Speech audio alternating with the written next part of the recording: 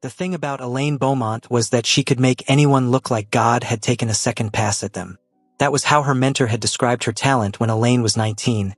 Fresh off a plane from Port-au-Prince with 2 oversized duffel bags, a Haitian mother's prayers stitched into the lining of her coat, and a portfolio that made senior makeup artists at the agency go quiet in a way that meant something. Not the polite quiet, the threatened quiet. This girl is going to take all of our clients quiet. By 22, she had. By 26, she was in Milan. By 29, Seoul had claimed her entirely, and she had let it because Seoul was the only city that matched her energy. It moved fast and looked good doing it. It ate well, dressed better, and never, ever slept before midnight. Elaine Beaumont understood that city like she'd been born speaking the language which she now, in fact, spoke. Fluently, with a Haitian-American accent that made every Korean person she met tilt their head and grin despite themselves. She was 32 now, and she was the best. Not best as in one of the top.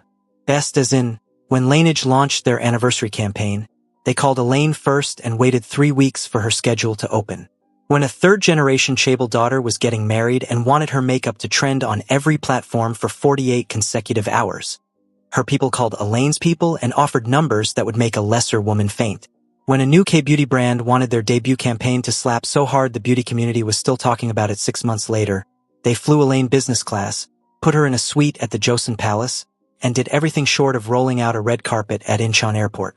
She had rolled into this particular Tuesday morning in a way that made 3 junior stylists on set stop what they were doing and watch. Her outfit alone was a conversation. Wide-shouldered ivory satin jacket. Structured like architecture, soft like water. Over a silk slip dress the color of rich espresso, fitted through the waist and grazing her ankles. Heels that were tall enough to mean business and comfortable enough that she'd chosen them herself.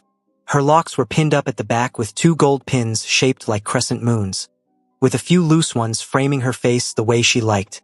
Intentional, never messy. Her skin was deep and luminous, and her makeup was what the industry called a moment. The most precise cut crease in burnt copper anyone on that set had ever seen in person. Lips in a rich berry stain that made her whole face sing. She looked like the cover of something important. She walked like she knew it. Uni! Her assistant Jaiwon came flying across the set with a tablet and a very stressed expression. The brand director changed the brief again. They want the second look warmer. They're saying the original palette reads too editorial for the campaign direction. Elaine didn't break her stride. She took the tablet, scanned the updated brief in roughly 4 seconds, handed it back, and kept walking toward her station. Tell them warmer is fine, but I'm keeping the underliner because that's what's going to make this campaign stop thumbs. If they pull the underliner, the whole look becomes forgettable, and in 6 months they'll be asking why the campaign didn't perform. She settled into her chair, opened her kit with the practiced calm of a surgeon. And Jaiwon, get me a coffee, please. The good one from downstairs, not whatever that machine produces. Jaiwon was already typing with one hand and dialing with the other. Already ordered.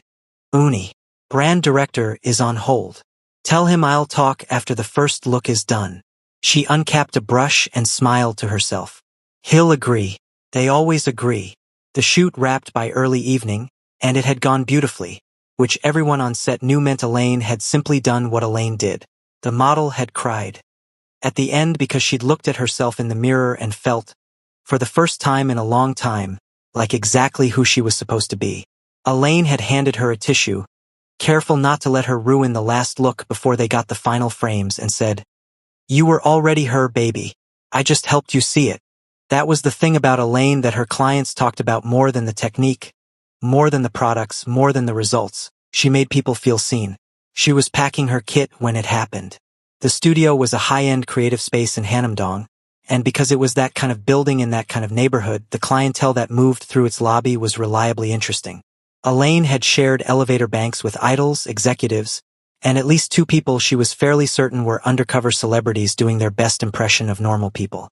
But she had never shared a lobby with a woman like this. She was in her early 60s, but carried herself with the straight-spined assurance of a woman who had decided decades ago that age was simply information and had moved on from it entirely. Her clothing was immaculate. A dove gray wool set with a silk blouse beneath it, Simple jewelry that cost more than everything in hair that had gone silver white and was styled into something elegant and deliberate. She had the kind of face that had clearly been beautiful when she was young and had simply matured into something more interesting. Fine lines that read as character, eyes that were sharp and warm in equal measure, and a mouth that looked like it smiled often and laughed easily.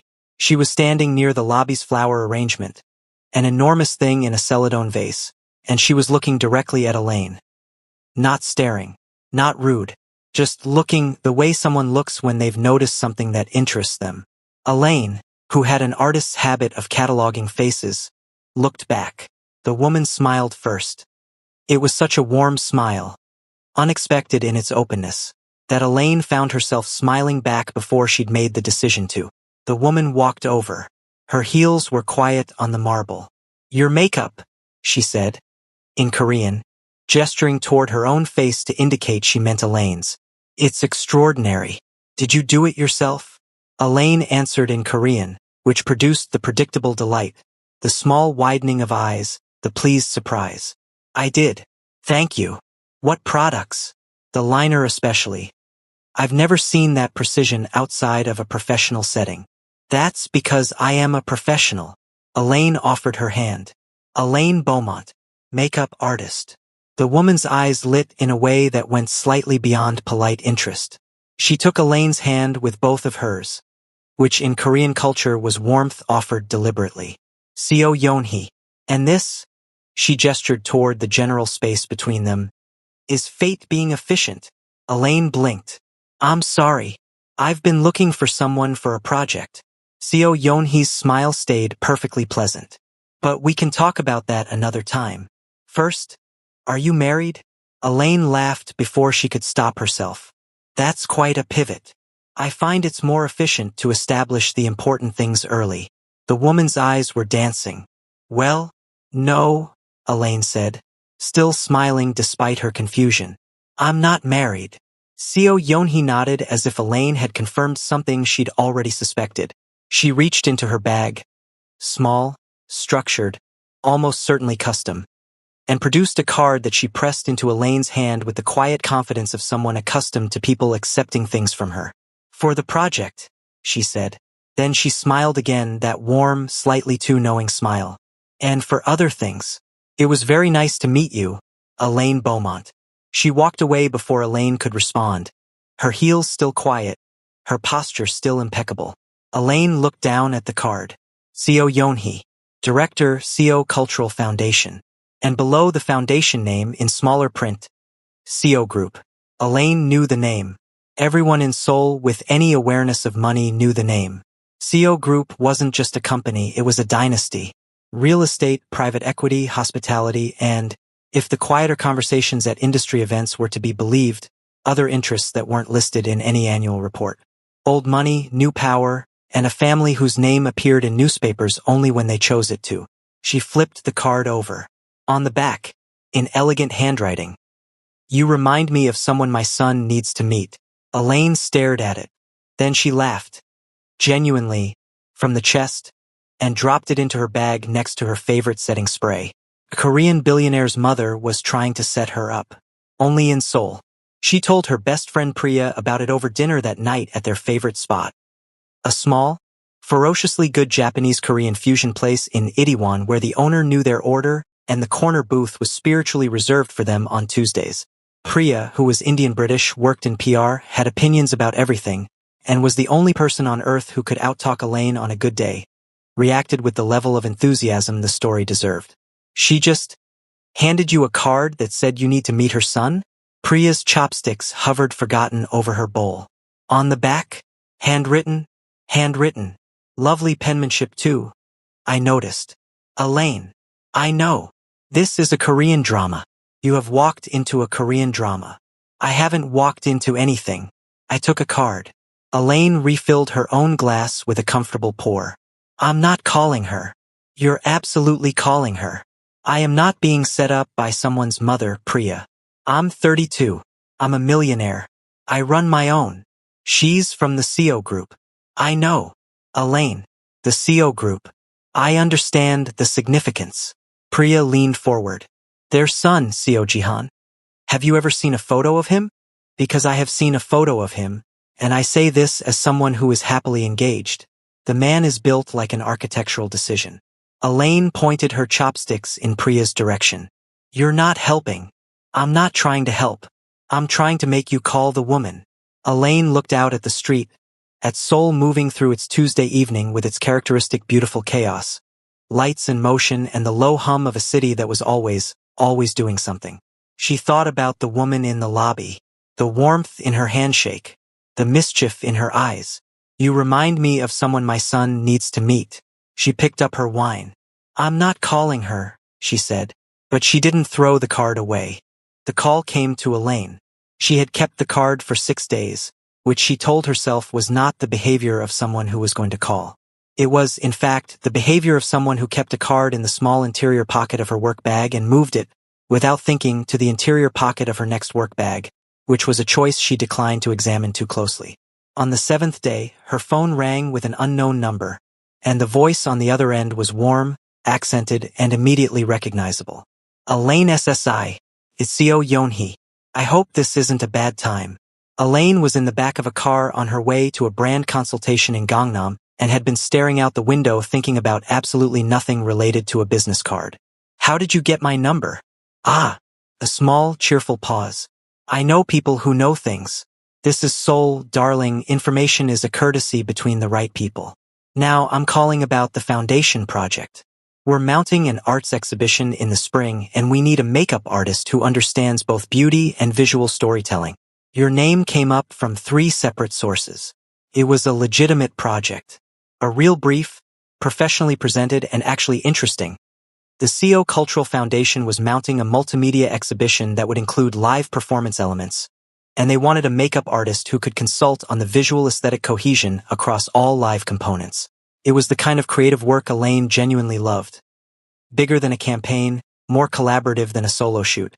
She was interested before she could decide not to be. Send me the full brief, she said. Already sent. Check your email. Another small pause and then, brightly, as if it had just occurred to her. I was thinking we could meet to discuss it in person. I know a beautiful place for lunch. My son will be there. He has input on the exhibition's direction since it was partly his concept. There it is. Mrs. Seo. Yeonhee, please. Yeonhee. Elaine kept her voice pleasant and even. I'm interested in the project. I'm not interested in being set up.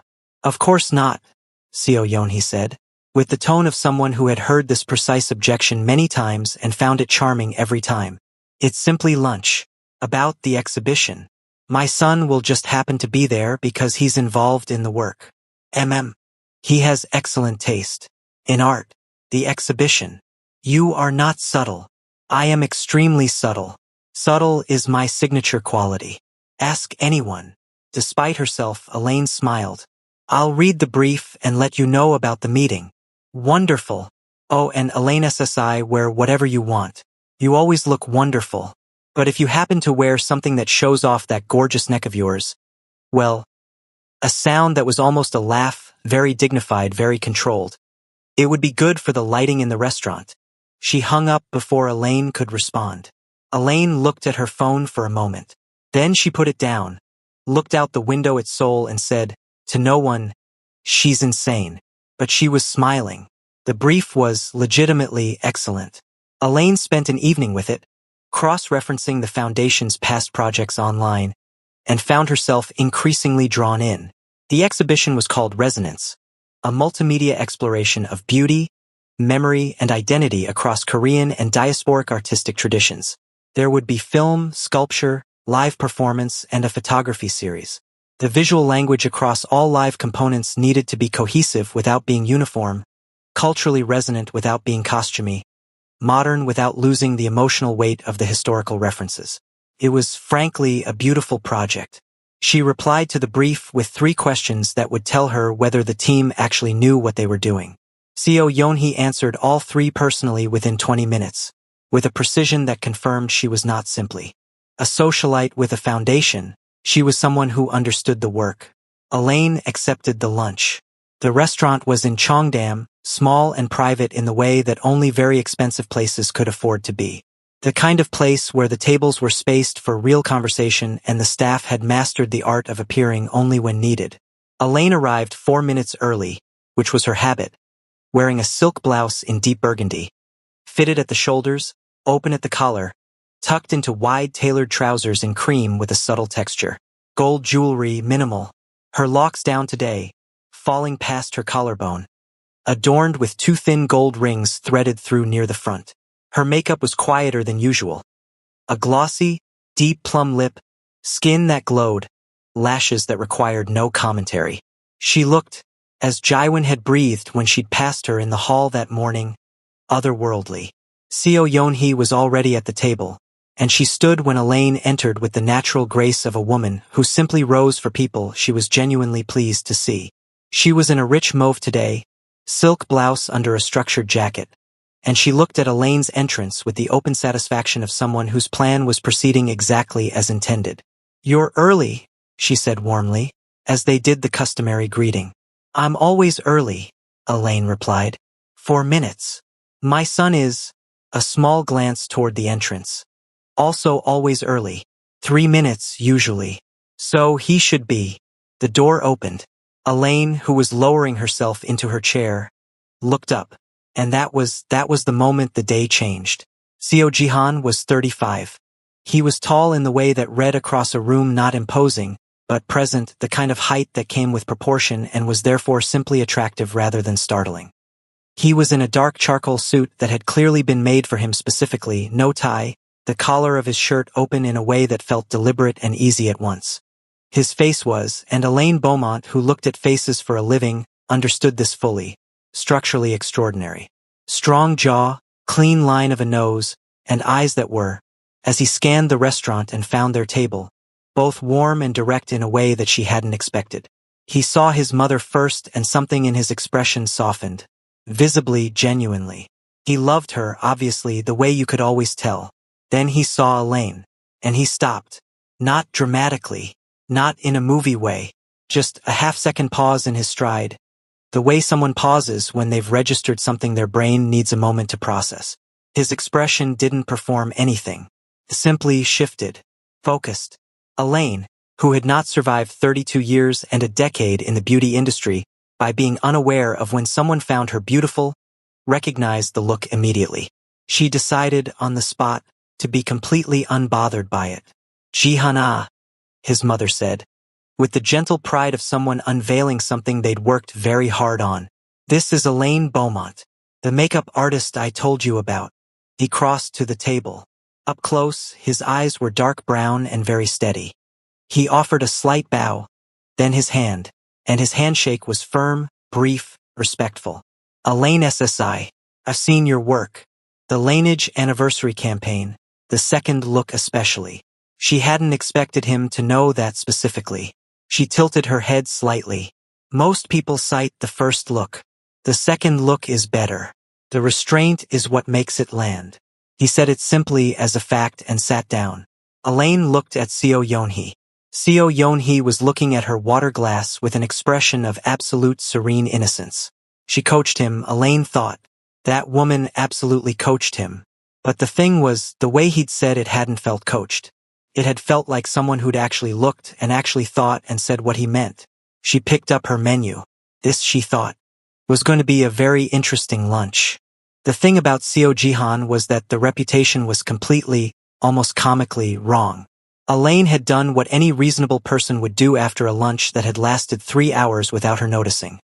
She had gone home, poured herself something cold, and searched his name. The search results had returned. Photographs, more than she'd expected, fewer than she'd feared, several business profiles, 2 or 3 articles about the Seo Group's philanthropic expansion, and then social commentary, forum posts, the internet's collective verdict on Seo Jihan, arrived at by people who had never, based on the available evidence, actually met him. Playboy came up often. She could see how the story had started. He was wealthy, visually outstanding, and photographed occasionally at events with beautiful women who were not the same beautiful woman. He kept his private life genuinely private, which in Seoul's particular social ecosystem read as suspicious. He was unmarried at 35. He was, by the accounts of people who thought this was relevant information, too smooth, too composed, too good with words. This, apparently, was evidence of insincerity. Elaine, who knew exactly how unfairly composed people were read by the world, found the whole thing quietly irritating. She closed the tabs and called Priya. "He's not a playboy," she said, without preamble. Priya made a sound that indicated she had been waiting for this call. "You met him." "His mother ambushed me at lunch." "Of course she did." And Elaine stretched out on her sofa, staring at her ceiling, which was high and white and unhelpfully neutral. He knew the Laneage campaign. Specifically, he had actually looked at it. Interesting.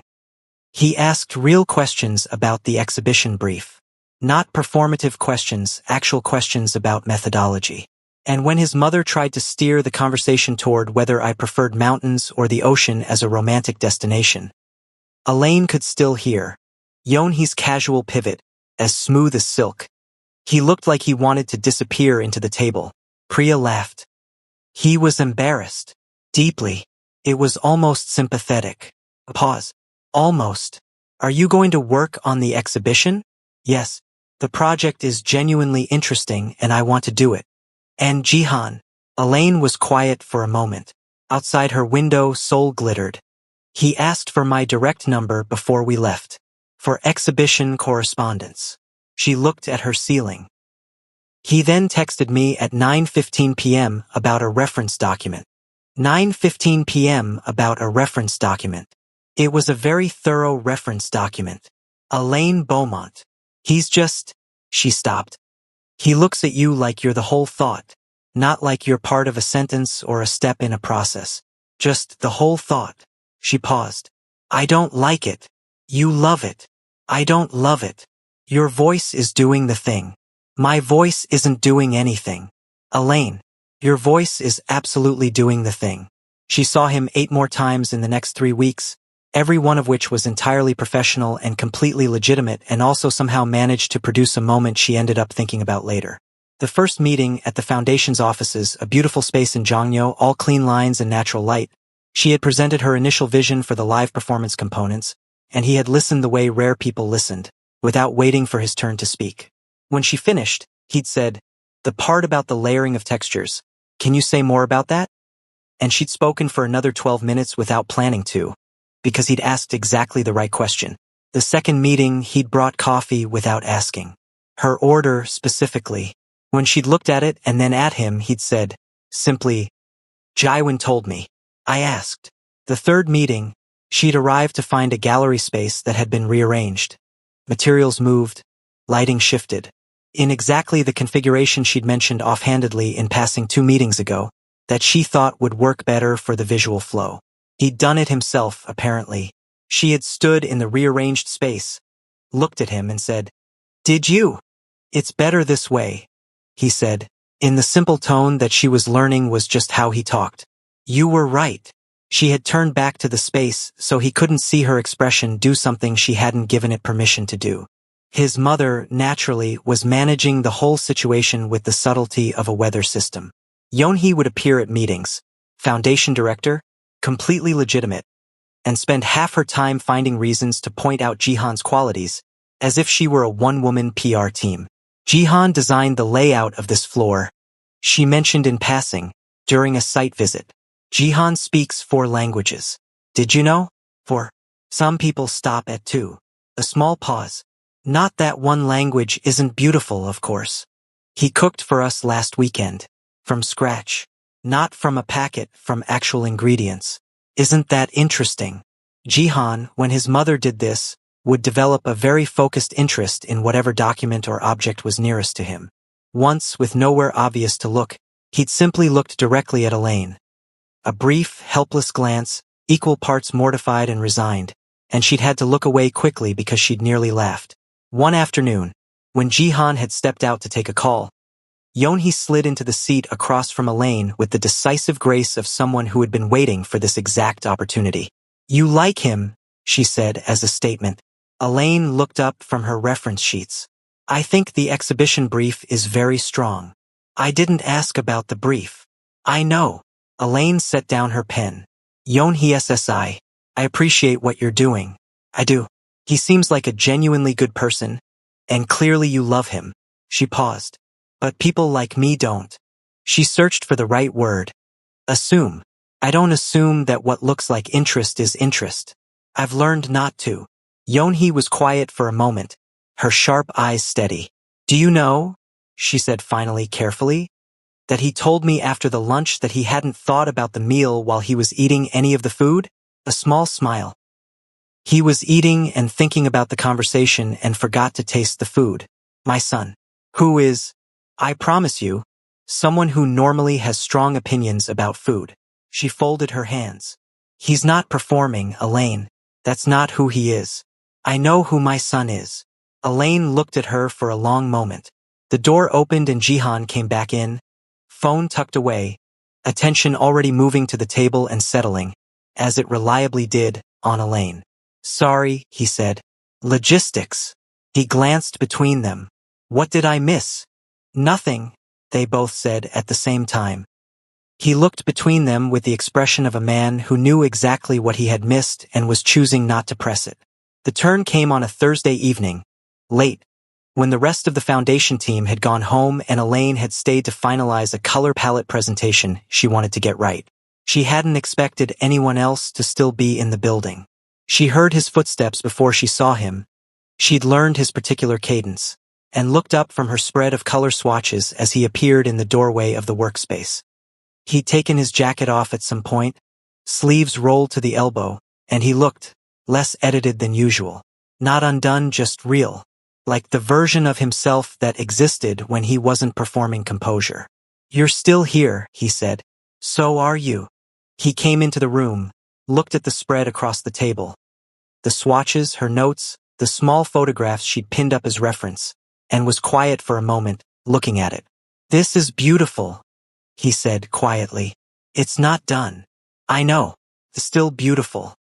He looked at her. Can I? She gestured at the chair across from her. He sat, and for a while they just worked in the same space, her organizing, him reviewing some document on his tablet, and it was one of those silences that is so comfortable it becomes a kind of honesty. The Playboy thing, she said eventually, not looking up from her swatches. A beat. Ah, I looked you up. I know. Most people do. His voice was even, but there was something careful in it. Does it bother you? I'm curious. She did look up now. Where does it come from? He considered this with the seriousness she'd come to expect from him. I don't explain myself to people who've already made up their minds, he said. Which means I never explain myself. Which, apparently, confirms what they've already decided. Elaine looked at him. That sounds lonely. Something in his face, a very small thing, shifted. It is, he said. Simply. Honestly. She looked at him for another moment, then back at her swatches. For what it's worth, she said, arranging a deep terracotta next to a warm gold. I don't make my mind up from what other people say. The silence after that was different. Warmer. Elaine SSI, he said. Elaine, she corrected without looking up. Just Elaine. She could hear. She couldn't see, but she could hear that he was smiling. Elaine, he said. And the way he said her name made it sound like he'd been waiting to say it like that for a while. She kept her eyes on the swatches. But she was smiling too. She let him take her to dinner on a Sunday. Not a meeting. Not a working lunch. A dinner, asked for plainly, arranged properly, with none of his mother's orchestration. He had texted her himself, simply, Can I take you to dinner? Not for the exhibition. Just for dinner. She had held her phone for approximately 45 seconds. Then yes, but I'm choosing the restaurant. He had replied, of course. She chose a place she loved. Not the most impressive restaurant in Seoul, not the kind of place designed to signal anything, but a small, perfect Korean-Japanese spot in Mapo that she'd been going to for 2 years, where the food was honest and the atmosphere was warm and she felt like herself. She wore a strapless deep plum dress, fitted from shoulder to mid-thigh, clean and confident, with a light drape coat in caramel thrown over it. Her locks pinned up at the crown with gold pins, small gold drops at her ears. She looked like exactly what she was. A woman who knew her own taste and was comfortable in it. He was waiting outside. He was always exactly on time. She had figured out by now that this was not an affectation. It was just who he was. Seo Jihan treated other people's time like it mattered, because he believed it did. He looked at her. That same half-second focus she'd seen in the restaurant 3 weeks ago, and said, with genuine simplicity, "You look incredible." No performance. No strategy. Just a true sentence. "Thank you," she said. They went in. Over the course of 3 hours, Elaine learned the following things about Seo Jihan that she had not previously known. That he had a minor but genuine obsession with tteokbokki that his family found undignified given their position, and that he had very thoughtful opinions about which establishments were doing it right, which was charming. That he had wanted to study architecture at university and had done business instead, because the weight of the family had needed him to, and that he did not say this with bitterness, just with the clean honesty of someone who had made peace with a compromise without pretending it hadn't cost something. That he had read her public interviews, there were 3 from trade publications, and that he remembered specific things she'd said, not in a way that felt like research, but in a way that felt like he genuinely found them interesting. That when he laughed, fully, at something she said, his head tilting back briefly, it changed his whole face into something that was almost impossible not to look at. That he was watching her the same way. Walking back through Mapo after dinner, the city doing its soul thing around them, lights and motion and that particular urban hum. He had reached over and taken her hand. Not as a move. Not as a statement. Just quietly, naturally, with the assurance of someone who'd decided something and was done second-guessing it. She looked at their hands. Then she looked at him. He was already looking at her. "I'm not," she started. "I know," he said. "I'm not easy," she said. "I'm not. I don't move fast and I don't trust easily and I have. Elaine." His voice was quiet and steady. "I know. I'm not asking you to be anything different." Pause. "I'm just holding your hand." She looked at him for a long moment in the Seoul streetlight, this man who listened like it was a practice, who rearranged furniture because she'd been right, who got embarrassed when his mother turned him into a product feature, who had said it is to lonely without flinching. "Okay," she said, and kept walking with her hand in his. His mother found out through methods that Elaine chose not to investigate and was on the phone within 24 hours. "I heard you had dinner." "We did." And Elaine, who was in her studio touching up kit inventory and smiling at her shelves, said, "And it was dinner, Yeonhee. But good dinner." "Yes." The sound on the other end of the line could only be described as triumphant. Not loud, not dramatic, just deeply personally satisfied. The sound of a woman whose plan had worked and who had known it would work and had simply been waiting for the world to catch up. "I'm not saying anything," Yeonhee said. "You don't need to. I'm just..." A small sound, the most dignified version of a squeal that money and elegance could produce. "Very pleased. For completely neutral reasons. As his mother, who has no agenda. He's very good, you know, at loving people, when someone lets him." Her voice went quieter, genuine beneath the performance. "He just needed someone who'd let him." Elaine set down her brush. "I know," she said softly. 3 months later, the exhibition opened. Resonance filled the Seo Foundation's gallery space with something that everyone who attended described differently. Moving and electric and like being remembered by something that didn't know you. But what they all agreed on was that it was extraordinary. The live performance components were exactly what Elaine had envisioned. Faces that told stories, makeup that moved between tradition and modernity, the way the exhibition itself did, visual cohesion that felt organic rather than imposed. Her work was threaded through the whole thing like a signature, present everywhere, obvious nowhere. Standing at the reception, watching people move through the space with that particular reverence people reserve for art that actually reaches them, she felt the particular satisfaction of work that had become what it was supposed to be. She felt him beside her before she saw him. Jihan, in a dark suit that had clearly come from a very good Italian, stood next to her and looked out at the room. Their shoulders were touching. He was holding 2 glasses, and he offered one without looking at her. She took it. They stood like that for a moment, watching their work exist in the world. "It's good," he said. "It's good," she agreed. He turned to look at her. That look, the whole thought look, the one that still did something to her pulse even now, 3 months in, which she had stopped pretending it didn't. "Thank you," he said.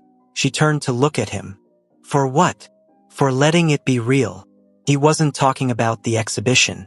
Or he was, but not only. She looked at him for a moment, this careful, quiet, unfairly handsome man who had texted her at 9:15 p.m. about a reference document as a reason to be in contact, who had rearranged a room because she'd been right, whose mother had identified something before either of them were willing to admit it. She leaned up and kissed his cheek, slow and deliberate, and said quietly against his skin, "Thank you for being worth letting it be." He turned his head slightly and caught her mouth with his, brief and warm and certain, the kind of kiss that isn't trying to say anything because everything has already been said. Somewhere across the room, Seo Yeonhee, who had been watching from the side of the space with a glass of champagne and the contentment of a woman whose plan had concluded exactly as planned, made the dignified, elegant, very pleased sound again. Her daughter-in-law, she had decided, had the most beautiful skin she'd ever seen. She raised her glass to nobody in particular, and Seoul, outside the gallery windows, glittered on.